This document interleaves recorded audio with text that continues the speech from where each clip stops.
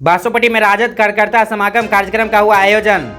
तेजस्वी यादव के विजन को लेकर हुई चर्चा। पूर्व केंद्रीय मंत्री व राजद नेता मोहम्मद अशरफ अली फातमी ने कहा कि लालू यादव मजदूर व गरीबों की आवाज़ है। आज के समय में गरीबों की आवाज़ को दबाया जा रहा है। संविधान निर्माता बाबा साहब भीमराव अम्बेडकर को एवं उनके लिखित संविधान को अपमान किया जा रहा है।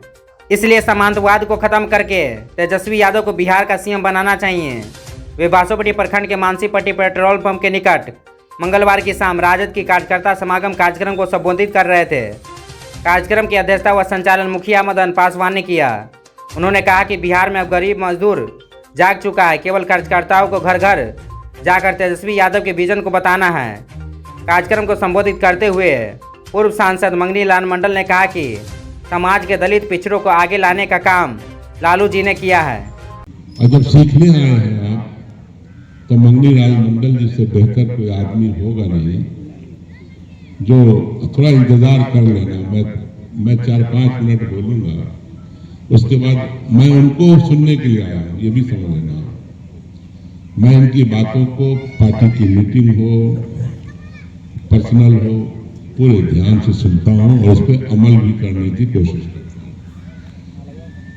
तो हम सब समाजवादी हैं, जितने बैठे हुए लोग हैं, और हमें इस बात का फख्र भी है कि हमने बिहार के लिए और देश के लिए बहुत कुछ किया है और उसमें बड़े बड़े लोगों का योगदान रहा है, बताने की जरूरत नहीं। लेकिन जब लालू जी उसी आंदोलन को लेकर जब आगे बढ़े, सरकार में मुख्यमंत्री के हैसियत से काम किया, तो किस तरह से उनको फंसा करके, देखो मैं तो 1 घंटा बोल सकता हूं कि किन लोगों ने फंसाया, कैसे फंसाया, लेकिन आज उसका वक्त नहीं है।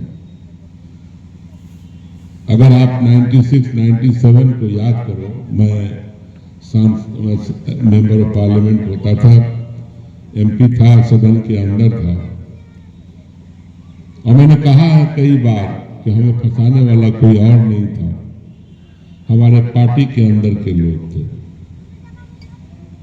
और वो लोग जो बाहर से समाजवाद को कमजोर करना चाहते हैं, ये वो लोग थे।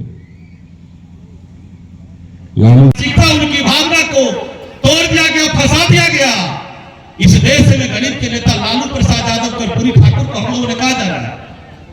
कर्पूरी ठाकुर को जलाने वाले तो इसी इलाके में सीताराम यादव हो गए, और सीताराम यादव को पथदर्शक प्रदर्शक देने वाले, ताकत देने वाले श्री मंगनी लाल मंडल जी हुए। हमें याद है 95 का जब श्री लालू प्रसाद जी का गठबंधन हुआ था, तो श्री मंगनी लाल मंडल जी ने बलराम बाबू हम लोगों से कहा था कि लड़िएगा नहीं तो कोई जानेगा नहीं, और लड़िएगा नहीं तो हारिएगा नहीं, हारिएगा नहीं तो जीतिएगा नहीं। सीताराम बाबू आप नहीं लड़िएगा तो हर लाठी के सरजमीन पर किसी पिछड़े अति पिछड़े में वो ताकत नहीं है कि जुल्म, अत्याचार, अपराध और अन्याय के खिलाफ सहजमीन पर संघर्ष करने का कुवत किसी पिछड़े में नहीं है। इसलिए सीताराम बाबू आपको लड़ना होगा।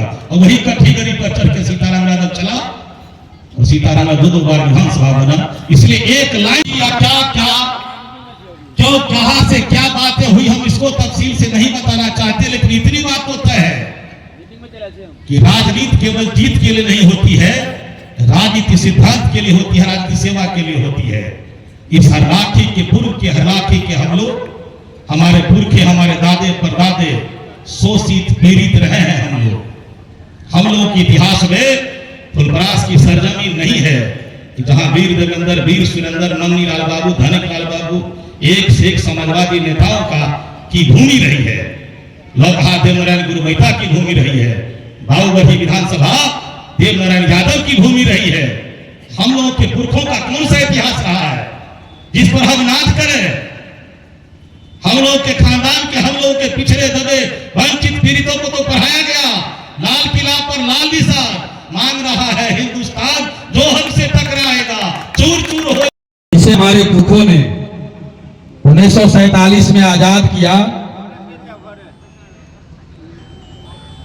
शहीद हुए हमारे पुरखों ने आजादी में कुछ वर्ग के लोगों को हम तब भी गुलाम थे। आजाद के देश में भी दलित, पिछड़ा, शोषित अकलियत के लोग 1947 की आजादी के बाद भी गुलाम थे। परंतु जब लालू यादव बिहार के सत्ता में काबिज हुए, तब हमारे पुरखा, हम दलित, अकलियत, पिछड़ा, अति पिछड़ा अकलियतों के लोगों को लालू यादव ने मानसिक रूप से आजादी दिलाई, यह कहकर कि मालिक को मालिक कहना बंद करो, ठेकेदारों को प्रणाम करना बंद करो, थाने में कुर्सी लेकर बैठो। जब तक ये नहीं करोगे तो जो तुम्हारा शोषक है शोषण करता रहेगा। इसलिए दलितों, पिछड़ों, अकलियतों, शोषितों, जागो, अपने अधिकार को समझो और मालिक को मालिक कहना बंद करो। तो साथियों, आप सब जानते हैं कि हम तब आजाद हुए जब तब के जनता दल चक्रछाप हुआ करता था। आज के राष्ट्रीय जनता दल की सरकार लालू यादव के नेतृत्व में बना था। ये सरकार बड़े लोगों को, जिसे हम अनुवादी कहते हैं, उसको पसंद नहीं आई। तरह तरह का षड्यंत्र करके पशुपालन और चारा घोटाला किया और हमारे नेता लालू यादव जी को उसमें बाय फोर्स फंसाया। इसलिए कि भाई पिछड़ा का बेटा है, सरकार चला रहा है, सब लोगों को जगा रहा है, जगा दिया है। यदि ये सत्ता में रहा तो फिर हम लोग कभी सत्ता में नहीं आएंगे। इसलिए हमारे नेता को षड्यंत्र करके चारा घोटाला और पशुपालन घोटाला में फंसाया। मैं पूछना चाहता हूं पशुपति साहब का जो होटल है, जहां संकट पुस्तक केंद्र है, वो संकट पुस्तक केंद्र से वहां मुजाहिर के घर तक अभी भी रोड पर पानी लगा हुआ रहता है। पैदल लोग जा नहीं सकता है। अपने घर का कार्यक्रम उनको पसंद नहीं लगता है, कर नहीं पाते हैं। सारे दुनिया में रोड का जाल बिछा रहे हैं। बड़का झूठा पार्टी है भारतीय जनता पार्टी। इनका जो नेता है वो शीर्ष नेतृत्व करने वाले नरेंद्र मोदी जी। नरेंद्र मोदी जी के बारे में पहले उन्होंने कभी नहीं कहा। नरेंद्र मोदी जी इस देश की जनता, इस देश की भोली भाली जनता को उसने बड़ी आसान से ठग लिया। बड़ी आसान से कैसे ठग लिया?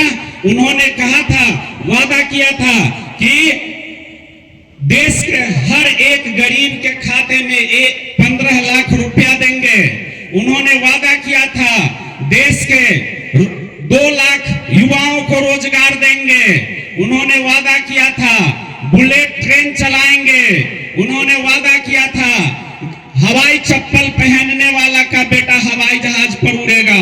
उन्होंने वादा किया था 1 सर के बदला 10 सर लाने का। उन्होंने एक भी वादा पर खरा नहीं उतरा। और यहाँ पर जो स्थानीय विधायक है वो कहते हैं कि रोड का जाल बिछा देंगे। बासोपट्टी का दुर्भाग्य है कि यहाँ के लोग अभी भी उस कीचड़ से गुजरते हैं।